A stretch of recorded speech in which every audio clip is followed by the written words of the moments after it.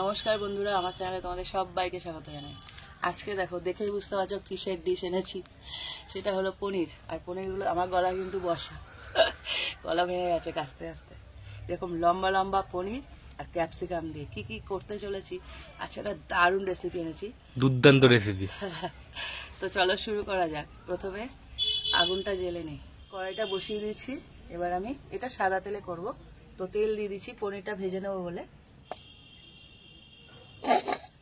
এবার পনিরটার মধ্যে একটু নুন হলুদ মাখিয়ে নেব।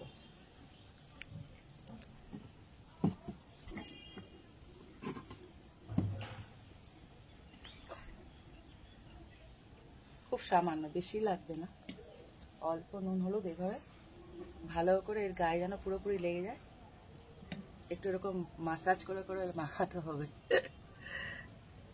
আর বড় বড় এরকম লম্বা লম্বা পনির দিয়ে আর একজনের অবস্থা দেখো, কাঁচা কাঁচাই পারলে খেয়ে নেবে। কাঁচা খাই তো, ভালো লাগে। আর এই যে ডিশটা বানাচ্ছি না, ও জানে তো, তাই ও আগে থেকে হাসছে। দুর্দান্ত রেসিপি, আস্তে আস্তে শেয়ার করছি তোমাদের সাথে এই ডিশটা আমি কোথায় পেয়েছি। আমার একটা অভ্যাস আছে, আমি কোথাও খেতে গেলে, যে কোনো জায়গায়, অনুষ্ঠান বাড়িতে খেতে যাই, যে কোনো ঘুরতে যাই, যেখানে খেতে যাই, আমি কিছু খেলে আমার যদি ভালো লেগে যায়, সেটা আমি বাড়িতে এসে ট্রাই করি। তো এরকমই একটা রেসিপি তোমাদের সঙ্গে আজকে শেয়ার করছি, যেটা আমি ঘুরতে গেছিলাম নবদ্বীপ ইস্কনে।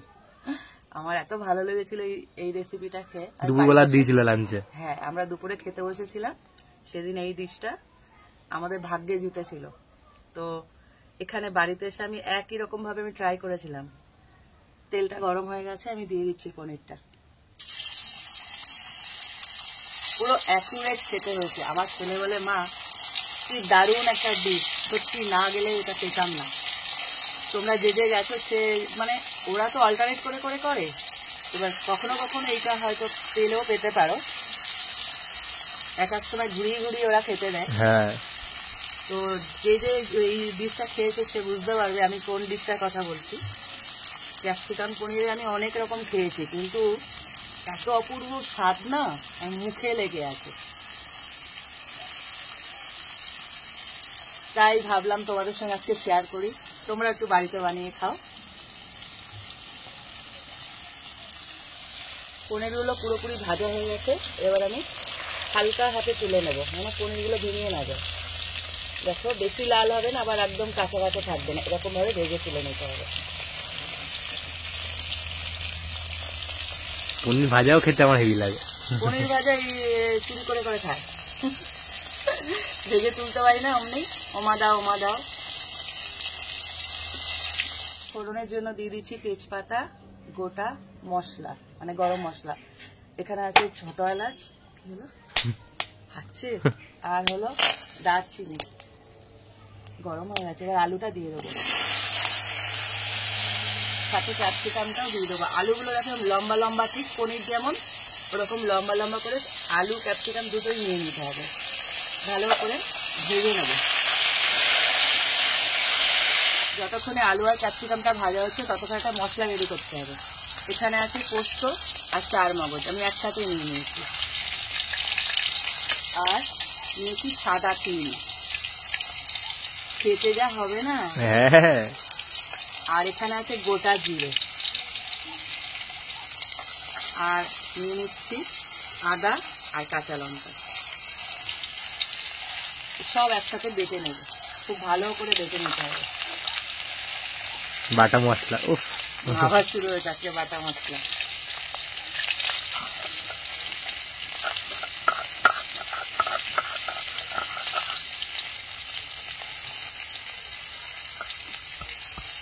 না সেটা করলে সোজা বেরিয়ে যাবে। হ্যাঁ,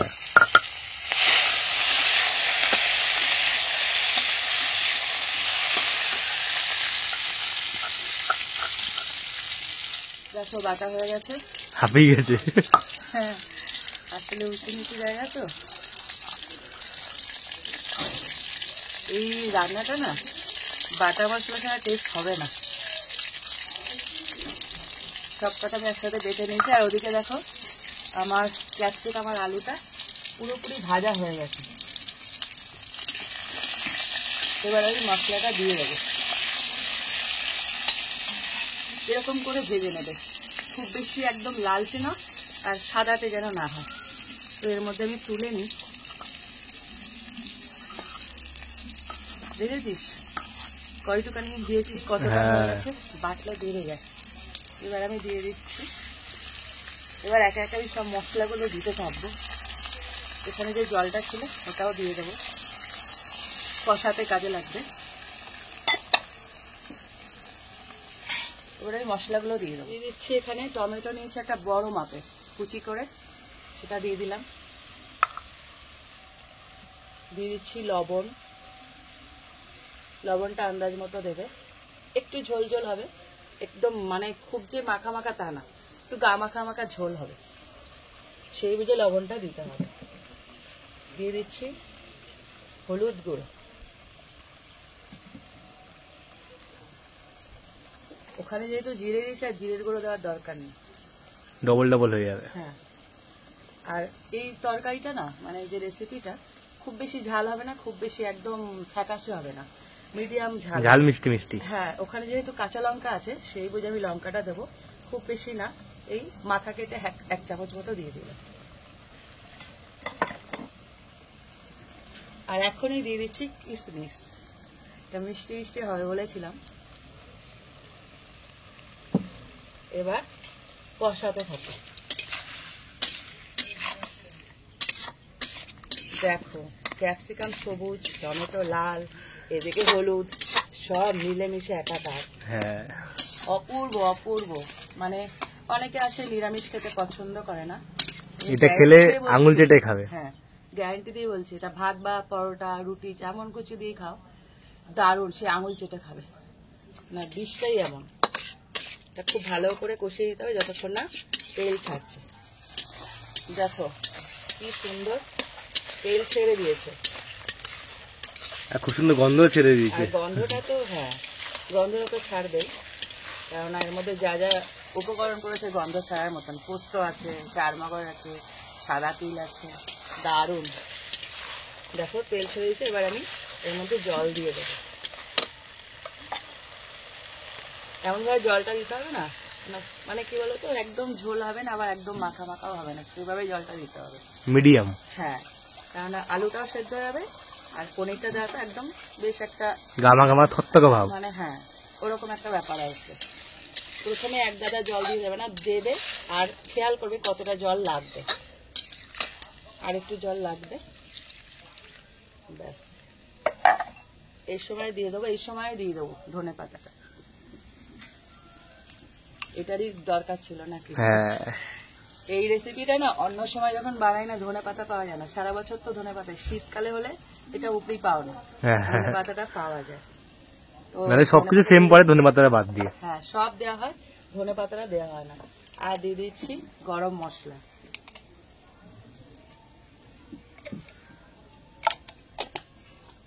আর এটা যেহেতু নিরামিষ তরকারি, তার জন্য চিনি যাবে, চিনি ছাড়া তো নিরামিষ তরকারি ভালো লাগে না। চিনিটা যে যেরকম খাও, মানে কম বেশি মিষ্টি সেইভাবে দেবে, যেহেতু পনির আছে তো একটু মিষ্টি মিষ্টি ভালো লাগে। নিরামিষ তরকারি মিষ্টি মিষ্টি হয়, হ্যাঁ, একটু মিষ্টি ভালো লাগে। এবার এটাকে ভালো করে মিশিয়ে এটা ফুটতে দেবো যতক্ষণ না সব কটা সেদ্ধ হয়েছে, বিশেষ করে আলুটা। দেখো আমি বলেছিলাম না বেশি ঝোল হবে না আর বেশি মাখা মাখা হবে না, একদম গায়ে মাখা মাখা, মানে ক্যাপসিকাম আলু লেয়ারেই জলটা, মানে ঝোলটা, জল বলছি। এবার আমি এই সময় পনিরগুলো আস্তে করে দিয়ে দেবো। পনির রান্না করা সবচেয়ে সোজা, কিন্তু একটু সাবধানে করতে হয়, এনা তো আবার খুব নরম হয়। কি ভালো লাগছে দেখতে তরকারিটা? সে তো দেখতে আমার সবসময় ভালো লাগে পনির, পনির খারাপ আমার লাগে না। কি সুন্দর কালার এসছে। হ্যাঁ, পনিরটা দেওয়ার পর 2 থেকে 3 মিনিট এরকম ফুটবে হালকা, তারপর রেসিপিটা কমপ্লিট হবে। তো আজকে রেসিপিটা তোমাদের দেখে কেমন লাগছে একটা লাইক দিয়ে দাও। দেখে তো আশা করি ভালোই লেগেছে তোমাদের। আর এই রেসিপিটা একটা রিকোয়েস্ট, বাড়িতে একবার ট্রাই করো।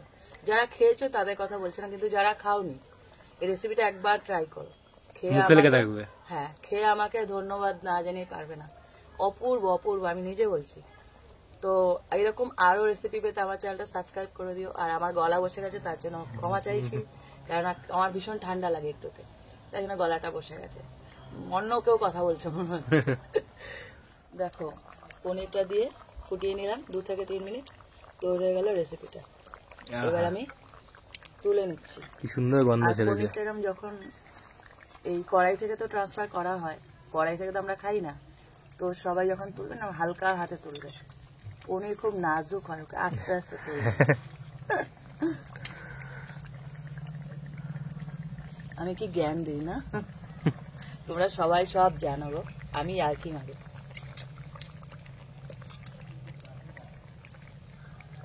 কালারটা ভালো লাগছে। হ্যাঁ